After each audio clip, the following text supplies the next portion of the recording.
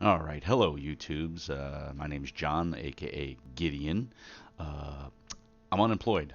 I have tons of free time. I'm going stir crazy. I'm an IT professional by trade. I live in a small town in Louisiana, and there are no IT jobs here. So therefore, I'm bored out of my mind. I'm also occasionally known as Mr. Mean to certain folks in California and Arizona, basically the fine podcaster Brian Isakoff of 2D 6 Feet in a Random Direction. He's been my longtime friend and, dare I say, almost like a little brother to me. And I wouldn't be doing this if it wasn't without him because he's kind of always told me I should do something like this. So, anyway, enough with all that mushy stuff. Tonight, we're looking at the DCC GM Screen. I don't know the best way to position this. I'm new to all this. Um, as far as I know, you can only get this through Open RPG Day at certain um, conventions and or game stores that are providing it. You may be able to order it directly from Goodman Games. I haven't seen it on their website. Doesn't mean it doesn't exist. I want to give a heartfelt shout out to David Donahoe and Josh over at Etten Games in Humble, Texas. They had an open RPG day last year around this time, and they happened to have one of these, and I was dumb and didn't pick it up for some reason, and they sat it aside for me. They've been holding on to this for almost a year. And when I went to the convention over the weekend, the first thing David says to me is, "Oh, hey, dude, I've got something for you." And he pulls it out of a bag. It's pristine. There's no creases on it. There's no scuff marks. It's over a year old and it's in perfect shape.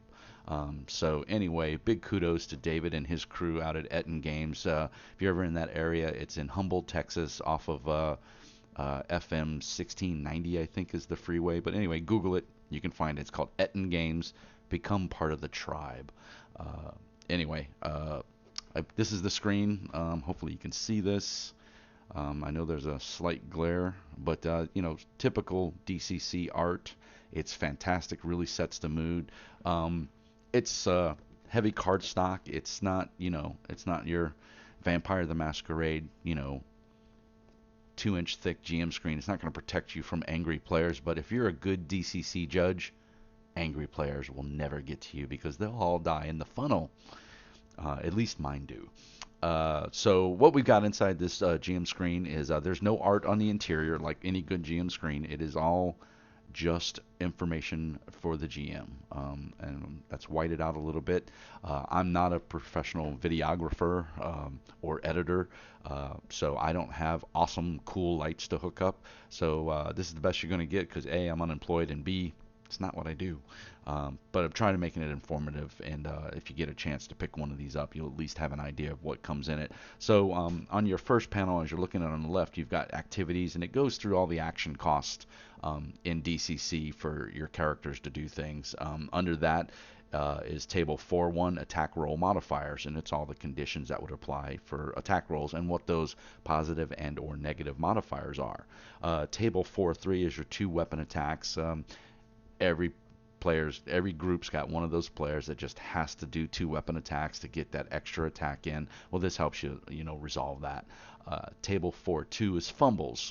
When you're 0 level characters, you have a different fumble chart and critical chart that you work off as opposed to level 1 and above characters. And so in this case, you get these fumbles, and of course it goes in, and it's they range from you didn't really do anything to you accidentally strike yourself with normal damage plus an extra 1 point. In addition, you fall on your back and are unable to right yourself until you make a DC 16 agility check, which for a funnel level character, a 0 level character, that could pretty much spell death right there. When you're looking at an average character that will probably have at max 7, maybe 8 hit points if he's lucky, and that's if he maxes out his stamina. So again, average character has 4 hit points. A spear does 1d6.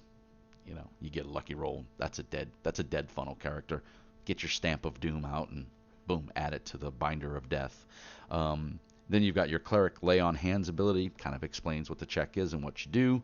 Then in the center screen here, we've got table 3.1, which is all your weapons. Basically goes into the damage and the range and the cost in gold pieces. And of course, we all know 0 level characters probably never even seen a gold piece, much less have one. Basically, what I do in my games, I used a barter system. One of my players was a farmer. He had a chicken, but he wanted a crossbow. Well, a crossbow in my handy dandy chart here is 30 gold pieces. There's no way that chicken's worth 30 gold pieces. But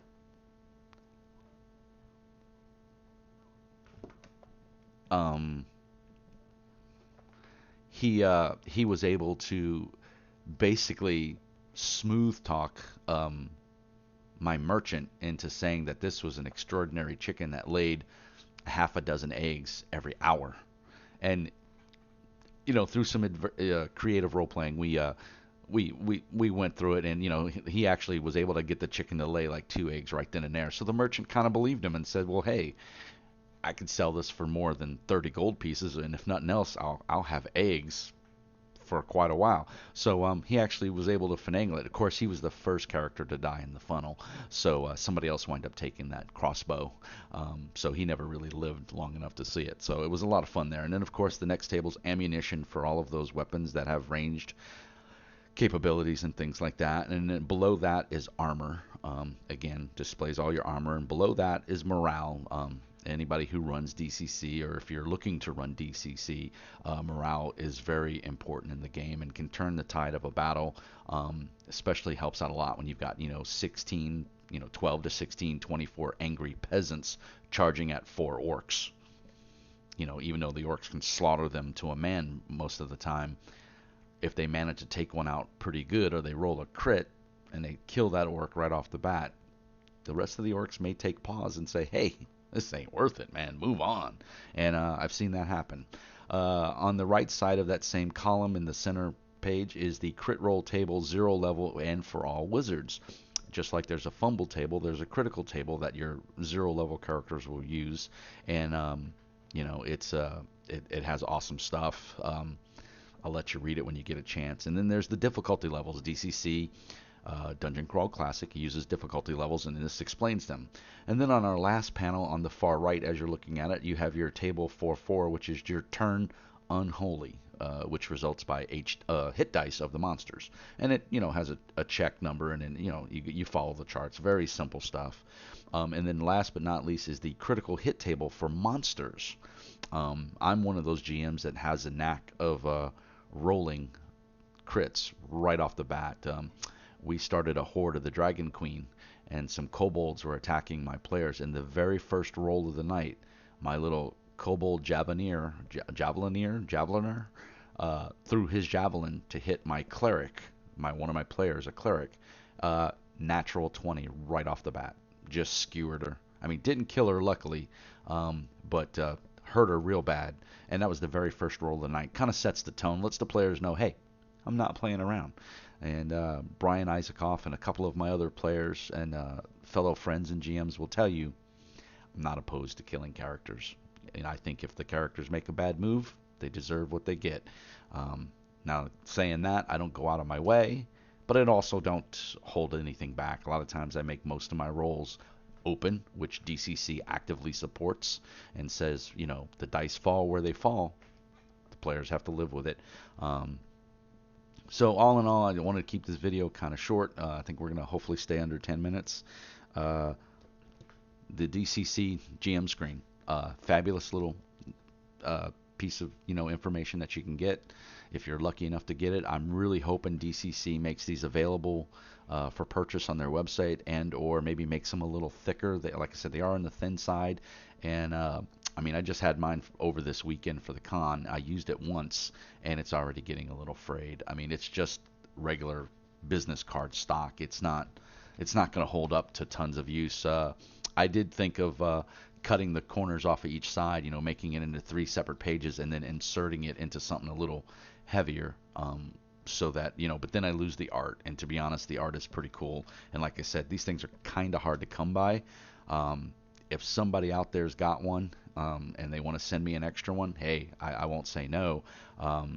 You can always reach me through G Plus on Google Chat. You can also get a hold of me through email at jpolak@gmail.com, and that's Polack. Probably going to set up a Patreon account. I'd like to make more of these videos. I have a plethora of games behind me there. You see, I'd like to do reviews on all of those, maybe some older games that people would like to see. And then go from there. Again, not a professional videographer, not a professional editor. This will be all raw and pretty much uncut. I am going to try to play with the lighting in here and get it to a point where I don't look so creepy, and maybe clean up the room a little bit. I don't know. I'm not crazy about that. I like the clutter a little bit, but I do like everything in its place. I just need more bookshelves. I don't have enough. But anyway, that's it for tonight. This Sunday, April 3rd, 2016. Game on.